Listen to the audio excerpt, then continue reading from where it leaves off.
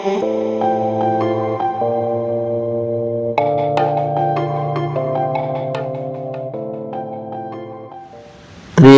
ദൈവത്തിന് മഹത്വം ഉണ്ടായിരിക്കട്ടെ. വീണ്ടും പ്രഭാതത്തിലേക്ക് എവർക്കും സ്വാഗതം. ഉൽപ്പത്തി പുസ്തകം 4-ാം അധ്യായം അതിൻ്റെ 10-ാം വാക്യം. നിൻ്റെ അനുജൻ്റെ രക്തത്തിൻ്റെ ശബ്ദം ഭൂമിയിൽ നിന്ന് എന്നോട് നിലവിളിക്കുന്നു. നിൻ്റെ അനുജൻ്റെ രക്തത്തിൻ്റെ ശബ്ദം ഭൂമിയിൽ നിന്ന് എന്നോട് നിലവിളിക്കുന്നു. ദൈവം കയീനോട് പറയുന്ന വാക്കുകളാണിത്. കയീൻ തൻ്റെ സ്വന്തം അനുജനായ ഹാബേലിനെ സ്നേഹം നടിച്ച് അവനെ വയലിലേക്ക് കൊണ്ടുപോകുന്നു. വയലിൽ വെച്ച് അവനോട് കയർത്ത് അവനെ കൊല്ലുന്നു. അവനോട് ആ അസൂയയിൽ നിന്നാണ് പാപം ജനിക്കുന്നത്, ആ കോപം ജനിക്കുന്നത്. എന്നിട്ട് അവനോട് കയർത്ത് അവനെ കൊല്ലുകയാണ്. അപ്പോൾ ഈ കയീൻ കരുതി ഈ ഹാബേലിനെ കൊന്നു തള്ളിയത് ആരും അറിയത്തില്ലെന്നാണ് കരുതിയത്.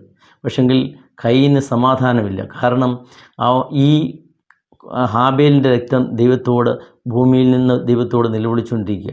അങ്ങനെ നിലവിളിച്ചുകൊണ്ടിരിക്കുന്നിടത്തോളം കാലം ഈ കയീന് സമാധാനമില്ലാതെ അവിടെ പറയുന്നത് ഉഴന്ന് അലയുകയാണെന്നാണ് പറഞ്ഞിരിക്കുന്നത്.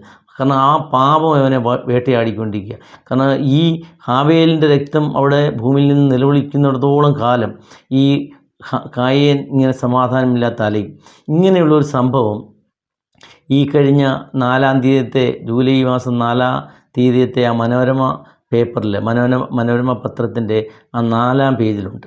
ഇതുപോലെ സമാനമായൊരു സംഭവം മലപ്പുറം വേങ്ങരയിൽ നടന്നൊരു സംഭവം അവിടെ എഴുതിയിരിക്കുന്നത്. മുഹമ്മദ് അലി എന്ന ഒരു മനുഷ്യൻ, അദ്ദേഹം ഒരു കുടുംബസ്ഥനാണ്. അദ്ദേഹത്തിന് ഭാര്യയും മക്കളും ഒക്കെ ഉണ്ട്.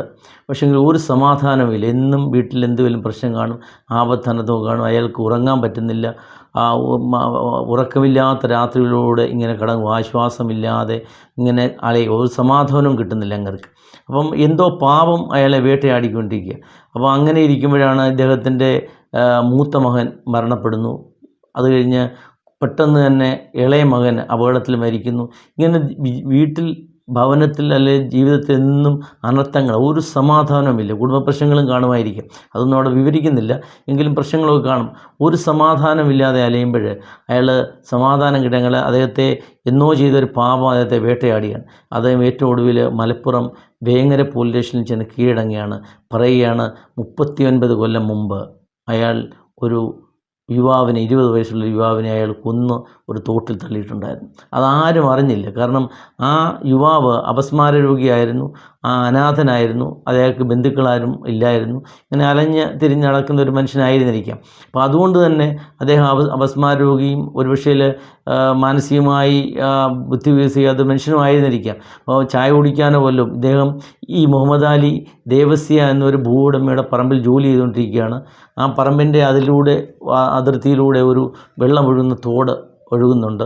ആ തോടിൻ്റെ കരയിൽ വെച്ചാണ് സംഭവം. അപ്പോൾ അതിലേ പോയപ്പോൾ ഈ അപസ്മാരോഗ്യമായ യുവാവ് ചായ കുടിക്കാനോ പോലും പൈസ ചോദിച്ചു കാണും.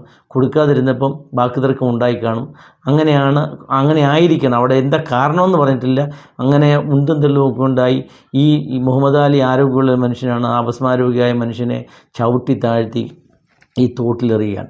അദ്ദേഹം ഒരുപക്ഷെ അവിടെയും വന്ന് അപസ്മാരം വന്നു കഴിഞ്ഞ് ഇയാൾ മുന്നൂടെ മുങ്ങി മരിച്ചു കാണും. അപ്പോൾ ആരും ചോദിക്കാനും പറയാത്തമില്ലാത്ത മനുഷ്യൻ, അദ്ദേഹം 2 ദിവസം കഴിഞ്ഞ് അദ്ദേഹത്തിൻ്റെ ബോഡി കിട്ടുന്നത്. ബോഡി കിട്ടുമ്പം ബന്ധുക്കളോ ചർച്ചക്കാരോ ആരും ആ ബോഡിക്ക് വേണ്ടി വരുന്നില്ല. അപ്പോൾ അജ്ഞാത മൃതദേഹം എന്ന് പറഞ്ഞ് സംസ്കരിച്ചു കഴിഞ്ഞാൽ കേസും അവിടെ അവസാനിച്ചു. എന്നാൽ ആ മരണപ്പെട്ട യുവാവിൻ്റെ രക്തം, ഈ ഹാബേലിൻ്റെ രക്തം നിലവിളിക്കുന്നത് പോലെ ദൈവത്തോട് നിലവിളിച്ചുകൊണ്ടിരിക്കുക. ആ നിലവിളിക്കുന്നിടത്തോളം കാലം ഈ മുഹമ്മദ് അലിക്ക് സമാധാനമില്ല. അവൻ്റെ ജീവിതത്തിൽ എന്നും പ്രശ്നമാണ്. ഇങ്ങനെ അവന് കൈനെ പോലെ ഉഴന്നലയുകയാണ്. അങ്ങനെ അലയുമ്പോൾ സമാധാനം തേടി എങ്ങനെയും ഈ പാപം ഏറ്റുപറയണമെന്ന് കരുതി വേങ്ങര പോലീസ് സ്റ്റേഷനിൽ വന്ന് റിപ്പോർട്ട് കീഴടങ്ങിയാണ്. എന്നിട്ട് പറയുകയാണ്, ഞാൻ 39 കൊല്ലം ഒരാളെ കൊന്നു എന്ന് പറയുകയാണ്.